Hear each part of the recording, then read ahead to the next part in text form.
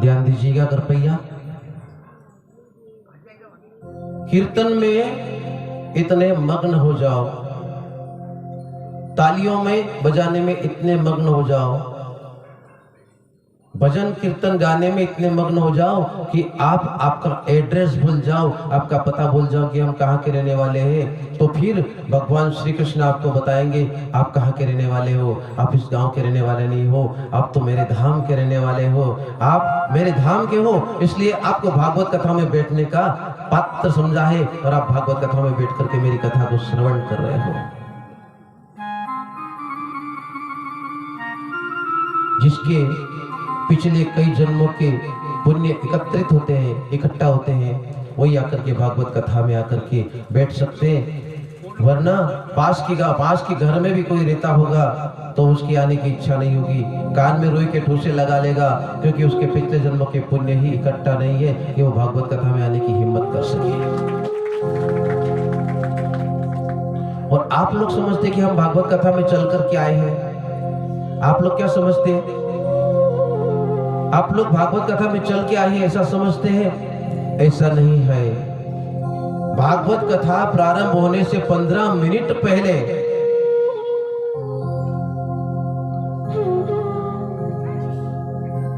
भागवत कथा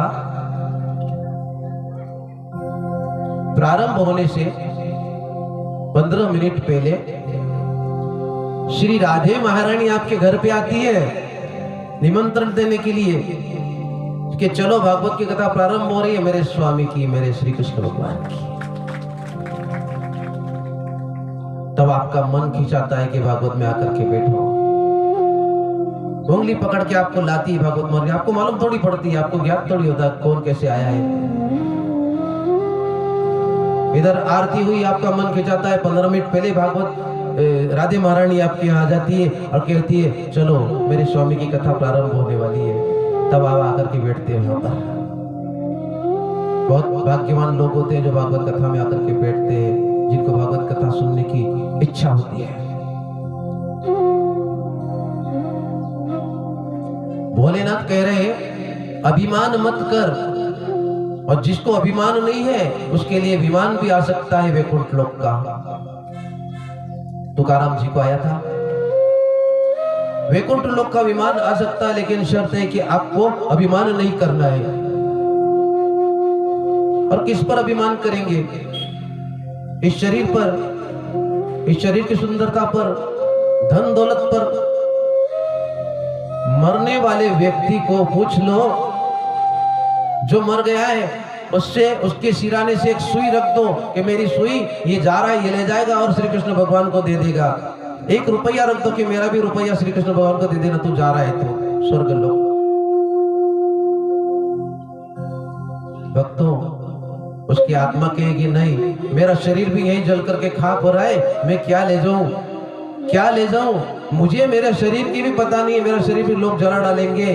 केवल है तो श्री कृष्ण की आत्मा है जो आप में है, हम में है, इसके अलावा कुछ भी नहीं है। गर्व मत करो अपने शरीर पर, अपने धन दौलत पर, क्योंकि आप यहाँ से कुछ भी नहीं ले जाने वाले हो। सिर्फ केवल आप श्री कृष्ण का नाम जितना सुना है, जितनी कथा सुनी है, उतनी आत्मा, जितनी आपकी आत्मा तेजस्वी हुई कथा सुन करके, सिर्फ वही आत्मा जाकर के वहां कहेगी कि इस व्यक्ति ने, इस महिला ने, इस प्राणी ने इतनी कथाएं सुनी है, इसकी आत्मा उस कथा के पुण्य को इकट्ठा करके श्री कृष्ण भगवान आपके चरणों में ला करके रख रही है, इन्हें मोक्ष प्रदान करें।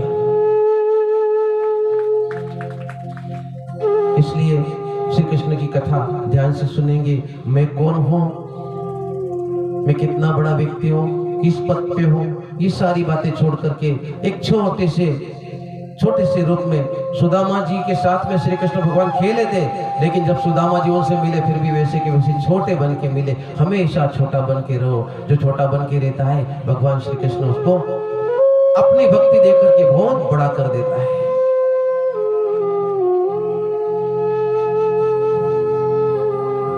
बजरंगबली कितनी शक्ति, बजरंगबली में कितनी शक्ति है, हनुमान जी महाराज में, लेकिन बजरंगबली हमेशा चरणों में बैठ करके छोटे बन के बैठते हैं श्री राम जी के चरणों में। मैं तो दास हूँ, रामदास हूँ, बस, इसके अलावा कुछ नहीं हूँ। और जो ईश्वर के चरणों में लीन होकर के दास कहलवाने के लिए इच्छुक रहता है, वो अपने आप भगवान कहलाने लगता है और लोग उसके चरणों में नमस्कार करके अपनी मानता है, अपनी मनोकामनाएं कहते हैं।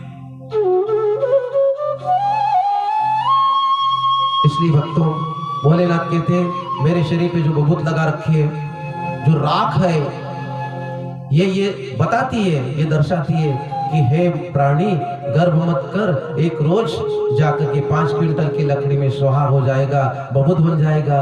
और ये बबूत हमेशा बताती रहती है भोलेनाथ के शरीर के ऊपर कि गर्व मत कर, गर्व मत कर, एक रोज मिट जाने वाला है, मिट जाने वाला है, कुछ भी तेरा नहीं है, केवल यहाँ रह करके एक मेहमान की तरह से रहना है, बस चले जाना है, कोई आपका नहीं है, कोई भी वस्तु आपकी नहीं है।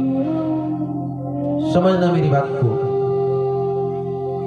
आपके गांव में मुझे 56 तरह का भोग खिला दीजिए, सोने के झूले में झुला दीजिए और मुझसे कहिए आप हमेशा यहां ही रहिए, मैं रहूंगा। मैं क्या कहूंगा, मेरे गांव जाना है, मेरा गांव यहां नहीं है। आपका प्रेम, आपके प्रेम का स्वागत करता हूं, लेकिन ये मेरा गांव नहीं है। उसी प्रकार से आप, हम इस संसार में रह रहे हैं, ये संसार ये समझ लीजिए काचरिया चंद्रावत की तरह से है, गांव की तरह से। हम यहाँ 56 तरह के भोग खा ले, सब सुखों को प्राप्त कर ले, लेकिन हमको ये नहीं भूलना चाहिए कि हमारा गांव यहाँ नहीं है, हमारा गांव तो वहां है, श्री कृष्ण भगवान के धाम को।